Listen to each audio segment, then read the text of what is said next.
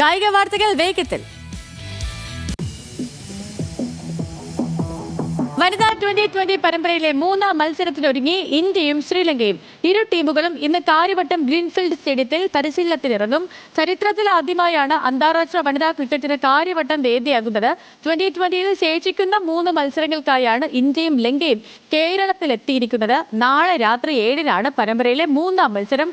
ആദ്യ 2 മത്സരങ്ങളും വിജയിച്ച് ഇന്ത്യ പരമ്പരയിൽ മുന്നിലാണ്.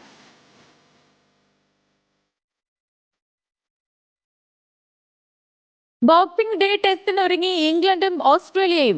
ICC പരമ്പര സ്വന്തമാക്കി ഓസീസ് മെൽബണിൽ ജയം തുടരാമെന്ന ആത്മവിശ്വാസത്തിലാണ് ഇറങ്ങുന്നത്. 2 മാറ്റങ്ങളുമായാണ് ഇംഗ്ലണ്ട് മെൽബണിലേക്ക് എത്തുന്നത്.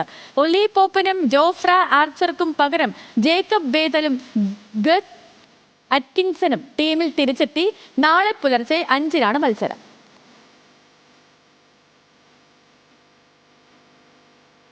ഇംഗ്ലീഷ് പ്രീമിയർ ലീഗിൽ വിജയവഴിയിൽ തിരിച്ചെത്താൻ ഒരുങ്ങുന്ന ചെൽസിക്ക് ആശ്വാസം. മധ്യനിര താരം കോൾ പാൽമർ മുഴുവൻ സമയവും കളിക്കുമെന്ന് പരിശീലകൻ എൻസോ മാരെസ്ക അറിയിച്ചു.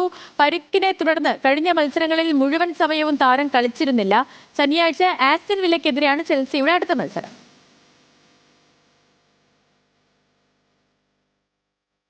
ലിത്തെ ക്രിക്കറ്റിൽ റെക്കോർഡ് നേട്ടത്തിലെത്തി കേരള താരം വിഘ്നേഷ് പുത്തൂർ. ഒരു ഇന്നിംഗ്സിൽ ഏറ്റവും കൂടുതൽ ക്യാച്ച് എടുക്കുന്ന താരമെന്ന റെക്കോർഡ് സ്വന്തമാക്കി വിഘ്നേഷ്. വിജയ് ഹസാരെ ട്രോഫിയിൽ ത്രിപുരയ്ക്കെതിരെ വിഘ്നേഷ് 6 ക്യാച്ചുകളാണ് എടുത്തത്. നേരത്തെ 21 താരങ്ങൾ 5 ക്യാച്ചുകൾ വീതം എടുത്ത് റെക്കോർഡ് പങ്കിടുകയായിരുന്നു.